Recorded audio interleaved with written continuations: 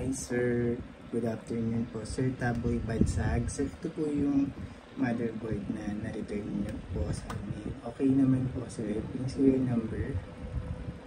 Double check mo na lang po. So yan po. Tinitest ko ngayon. Sa benchmark. Benchmark po ako. Yan. Yung engine bali. Yan po. Yan. Naka-dual channel po. Later po, sa susunod na video, yung ano naman po, DIMM 1 and 3. Nakasakalpak po ngayon DIMM 2 and 4. So working po yung dalawang RAM slot. PCIe ng video card po, working naman po. Yan, nakasalpak po yung video card. So goods, dalawang SATA slot po nakakabit din. All goods naman po. Network po ng internet, okay din po. Mga USB yan. Salpak po, 3. Okay naman po. Ayan. So gamit ko po i5 9400F po. Yung F, wala po integrated video card. So pag may F po kasi hindi po magdi-display pag pa ng video card. Walang onboard po yung processor niya video card. So yun po. Kaya po naitanong ko po yung exact model, baka po kasi F, may F po sa dulo yung processor niya, tapos hindi po sinalpakan ng video card, wala po talagang display na lalabas. Pero kung wala naman pong F, okay lang, may onboard po yun. So yan, okay naman po siya. All goods naman. Yan po yung serial number. So, exit ko lang po. Ayan.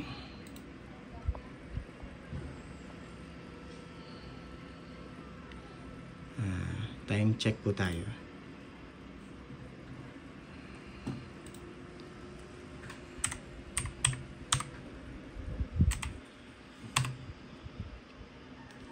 So yan, naka 24-hour format lang po yung bali 5:58 PM po. Saturday, May 11, 2024.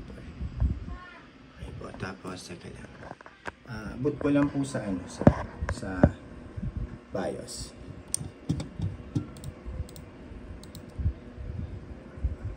Sorry, natakpan. Yan. Kasi yan, iba yung keyboard, walang delete, hindi ko alam kung saan yung delete niya. Advance, bubot ko lang po sa BIOS para makita niyo po.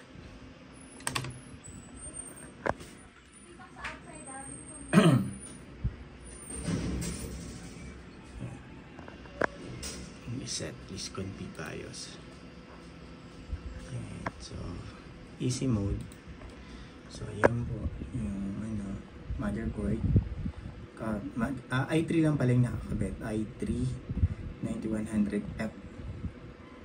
So mas okay naman po yan yung niya, yung lower naman po yan, yung processor nyo 8 gen, okay lang po yan.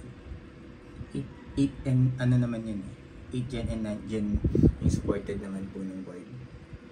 So yan, yan po yung memory, yung slot po naka DIMM 2 and 4. Pwede ko rin po itas yung DIMM 1 and 3 later po. Okay, so yan po, pinakita ko lang yan, dalawang process ay dalawang what?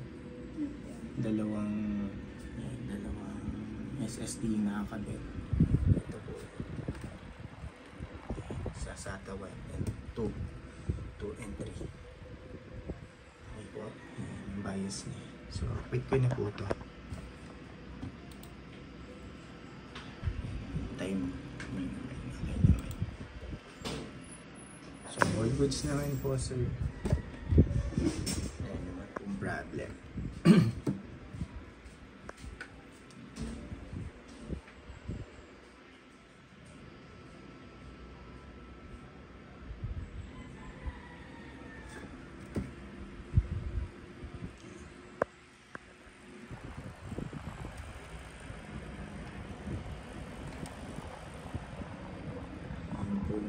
Serial number, double check mo na lang din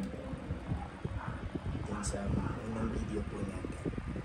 Okay po, yun lang po sir, thank you, upload ko lang po. Thank you po Sir Taboy Bansa.